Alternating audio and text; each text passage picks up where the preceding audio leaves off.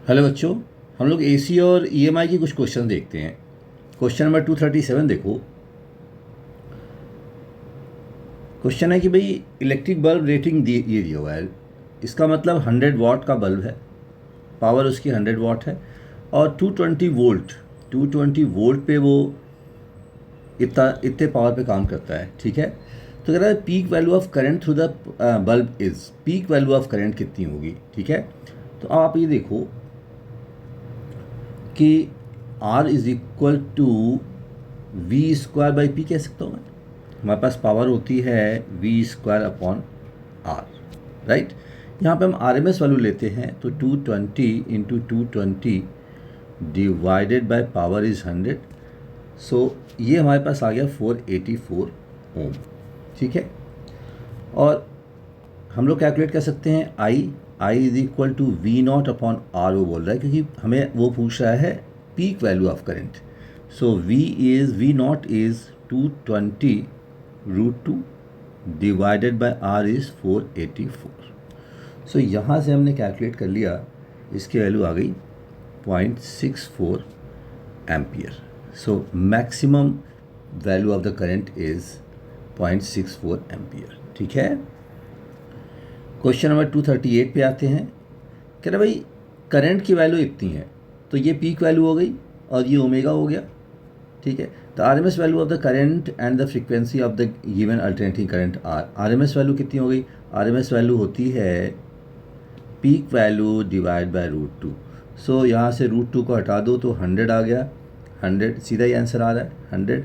And omega is given to you, omega is 100 pi, so that is 2 pi F.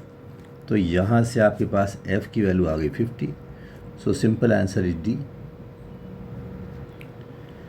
अब देखो इस question में this is the DC voltage and this is the AC, this is the DC current and this is the AC current, right. So कह रहा है कि RMS value of the current is, RMS value क्या होती है।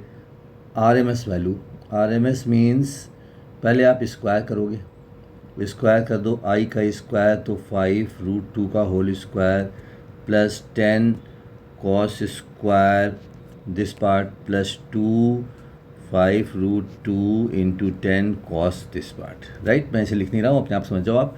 अब इसका mean लेते हैं, आई स्क्वायर का मीन लो, मीन लोगे तो 5√2 का whole square plus 10 cos square का एवरेज 1/2 होता है। आप बताना चाहिए कॉस स्क्वायर का एवरेज इज़ 1/2 एंड कॉस का एवरेज 0। ठीक है ना, लिख देता हूँ मैं यहाँ पे average of cos square function for complete period is 1/2 and average of cos function is 0। ठीक है, तो ये 0 आ गया, तो ये आई स्क्वायर आ गया। अब आर एम एस निकाल लो, आर एम एस की वैल्यू कितनी आ गई, अंडर रूट, इसको करोगे तो 25 इंटू 2 प्लस दिस इज़ 100 है 50। So that will be 50 plus 50 100 हो गया, तो that is 10 R M S value हो गई, I R M S value. ठीक है, तो 10 आ गया, राइट। तो ध्यान दीजिएगा आर एम एस वैल्यू कैसे निकाली हमने, पूरे का स्क्वायर किया, पहले स्क्वायर करोगे फिर मीन लोगे और फिर रूट लोगे। ठीक है, ये ध्यान रखें, कॉस स्क्वायर का एवरेज 1/2 होता है और कॉस का एवरेज 0 होता है। ठीक है, क्वेश्चन नंबर 240 पे आ जाओ। 240 कहता है भाई the alternative current is given as this and this, दो अल्टरनेटिव करंट को ऐड कर दिया, आर एम एस वैल्यू तो स्क्वायर करो, आई का स्क्वायर करोगे I A square sine square omega T plus I B square cos square omega T plus 2IA/IB sine omega T cos omega T. अब देखो sine omega T cos omega T into 2, इसको मैं क्या लिख सकता हूँ, इसको मैं लिख सकता हूँ IA/IB साइन 2 ओमेगा टी लिख सकता हूँ। अब इसका मीन ले लो, आई स्क्वायर का मीन लिया, साइन स्क्वायर का मीन होता है 1/2, साइन स्क्वायर का मीन होता है 1/2, तो IA स्क्वायर 1/2, कॉस स्क्वायर का मीन होता है 1/2 इंटू IB स्क्वायर प्लस इसका मीन हो गया 0, इसका मीन हो गया 0। सो आई स्क्वायर का रूट ले लो तो ये आ गया IA² /2 प्लस IB² /2। सो ये आपका आंसर आ गया, रूट के अंदर है ए। क्वेश्चन नंबर 241 पे आते हैं। In an AC circuit the instantaneous current is zero when the instantaneous voltage is maximum. मतलब π/2 का फेज डिफरेंस है, π/2 का फेज डिफरेंस है, ठीक है। The source can be connected to, pure inductive भी हो सकता है, प्योर कैपेसिटिव भी हो सकता है, and combination of an inductor and capacitor, ये भी हो सकता है। रजिस्टर नहीं होना चाहिए, नो रजिस्टर, नो रजिस्टर, तो फिर वो सही हो जाएगा। तो हमारे पास ऑप्शन क्या बता है, ए, बी एंड डी, ठीक है। इंपॉर्टेंट क्वेश्चन हो गया ये, देखो ये भी क्वेश्चन इंपॉर्टेंट था, इसको भी आप ढंग से देख लीजिए। क्वेश्चन नंबर 242 पे आ जाओ। 242 देखिए, कह रहा है कि भाई एन एसी सोर्स है, voltage across the inductor is this. Inductor दिया हुआ है, XL is given, XL is 10 millihenry, XL is given as 10 millihenry. So L दिया हुआ है, दिस इज एल इज 10, तो एक्सएल हो गया omega L, that is 2 pi into 50 into L is 10 into 10⁻³ Henry, ठीक है। End voltage given V L दिया हुआ है 31.4 वोल्ट। करंट पूछ रहा है, तो this is equal to I into XL, तो आई की वैल्यू कितनी होगी 31.4 डिवाइड बाई एक्सएल, एक्सएल हो गया 2 pi into 50 into 10 into 10⁻³ right.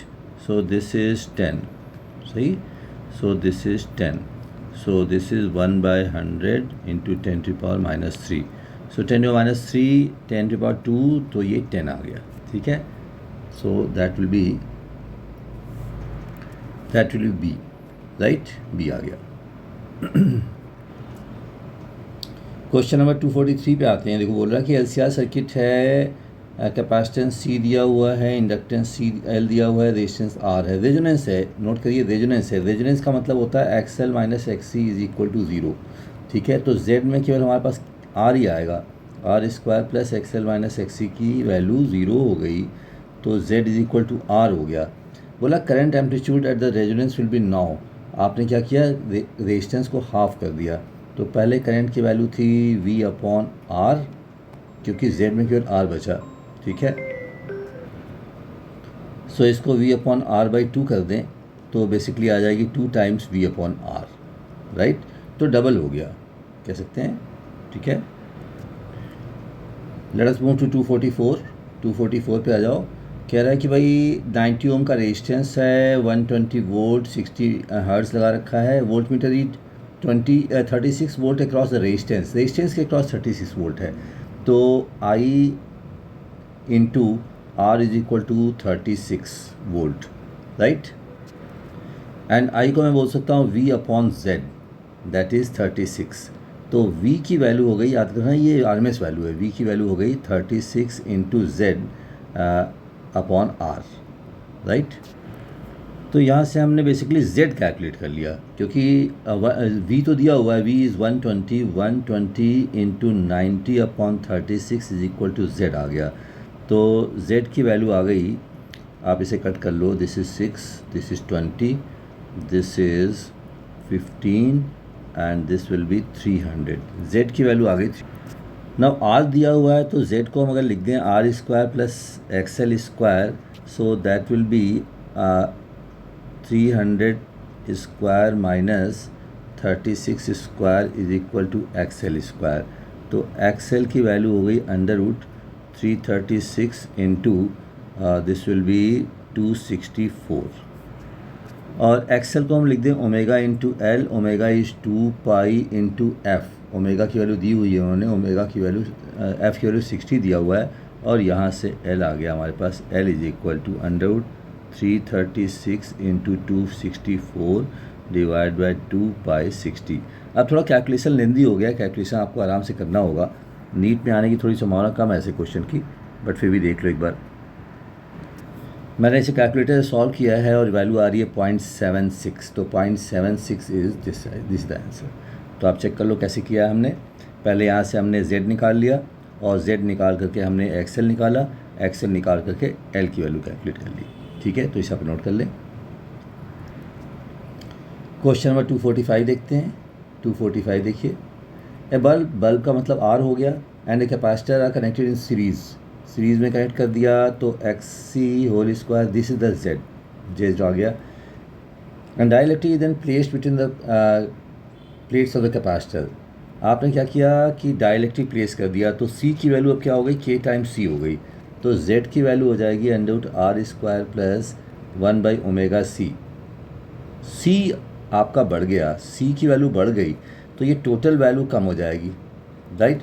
इसका मतलब Z will decrease, Z decrease कर जाएगा तो करंट की वैल्यू क्या होगी, वी अपॉन जेड। ये डिक्रीज़ कर गया तो करंट की वैल्यू इंक्रीज़ कर गई, इसका मतलब ब्राइटनेस बढ़ जाएगी, glow of the bulb will increase. देखो ये अच्छा क्वेश्चन है, आ सकता है नीट में, ठीक है। In a series circuit, series LCR circuit है, capacitor is change to from C to 4C, C को आपने 4C कर दिया तो न्यू इंडक्टेंस शुड बी, नई इंडक्टेंस क्या होनी चाहिए, ओमेगा की वैल्यू क्या होती है 1/√LC। तो इसका मतलब अगर आप C को 4C कर रहे हो तो L को L/4 करोगे, राइट। L को L/4 करोगे तो ये रिड्यूस्ड बाय 3/4L, क्योंकि आप L को L/4 किया तो आपने बेसिकली कितना रिड्यूस किया, रिडक्शन किया आपने 3L/4 से रिड्यूस किया, तो आंसर बी आ जाएगा। देख लो ये अच्छा क्वेश्चन है। इस क्वेश्चन पे आते हैं, capacitor the capacitance this much is charge to potential difference of 12 volt then connected to 6.4 microhenry inductor to produce oscillation, the maximum current in the circuit will be, मतलब total energy half CV square, जो energy थी capacitor की वो half LI square में convert हो गई, right. तो यहाँ से I निकाल लो, I is equal to C/L into V square under root, so V under root C/L। तो V की वैल्यू मेरे पास है, V इज़ 12 वोल्ट, C की वैल्यू दी हुई है 100 इंटू 10⁻⁻6, L की वैल्यू दी हुई है 6.4 इंटू 10⁻⁻3, राइट। सो 10⁻³ हो गया, 10⁻³ हो गया, इसको नीचे ले आओ 10⁻³ कर दो, 10⁻³ करोगे तो ये आएगा 12√100 डिवाइड बाय 6400। तो ये कैलकुलेशन थोड़ा क्विक करना होगा आपको, 10 डिवाइड बाय 80, तो दैट बिकम 12/8, दैट इज़ 1.5, तो I की वैल्यू 1.5 एम्पियर हो जाएगी, ठीक है। कैलकुलेशन क्विक करें। क्वेश्चन नंबर 248 पे आते हैं। बोला भाई V की वैल्यू इतनी है, I की वैल्यू इतनी है, the average power dissipated, average power dissipated क्या हो जाएगा, VRMS IRMS cos phi power factor, ठीक है। VRMS हो गया 10/√2 100/√2, IRMS हो गया 100/√2 and cos π/3, cos π/3 is cos 61/2 हो जाएगा। सो इसे आप नोट कर लो, 10⁴ डिवाइड बाय 2 इंटू 2 4 हो गया, तो 100/4 कर दें हम लोग, इंटू 10⁻² कर लिया हमने, तो 25 इंटू 10⁻² आ गया, तो 2.5 वाट आ गया डी, राइट। कैलकुलेशन थोड़ा क्विक करेंगे और पहली बार में सही करेंगे, ये ध्यान रखेंगे। क्वेश्चन नंबर 249 को देखते हैं। तो E की वैल्यू इतनी दी हुई है, power factor this, if the EMF is change to this, इसका मतलब ओमेगा चेंज हो गया, ओमेगा चेंज हो गया तो न्यू पावर फैक्टर इज़। अब देखो पावर फैक्टर क्या होता है, आप फेजर डायग्राम पे जाओ, cos फाई होता है, cos फाई का मतलब हो गया R/Z। LR सर्किट है तो इसमें सिर्फ XL होगा, तो इसका मतलब R² plus XL square. So power factor की वैल्यू है 1/√2, 1/√2 is equal to R/√R² plus XL square, right. अब आपने चेंज कर दिया, इसको डबल कर दिया है, तो XL की value, XL is omega L, that is 2XL हो गई। आप कह सकते हो cos फाई की नई वैल्यू हो गई होगी R/√R² प्लस 2, जिसको हमें डबल कर दिया तो XL की वैल्यू अब XL डैश इज़ 2XL हो गई, right. So that become this is 2XL square, ये हो गया। तो अगर मैं इस इक्वेशन को सॉल्व कर लूँ तो क्या मिल जाएगा, R² is equal to 2R² is equal to R² plus XL square, this is XL square is equal to R² मिल गया। यहाँ से हमने इसको सॉल्व कर लिया, यहाँ पुट कर देते हैं, तो this become XL/XL square plus 4XL square, so this will be XL/5 XL, so this become cos phi की वैल्यू हमारे पास आ गई, cos फाई इज़ 1/√5। तो इसका आंसर आ गया हमारे पास, आंसर इज़ 1/√5, राइट।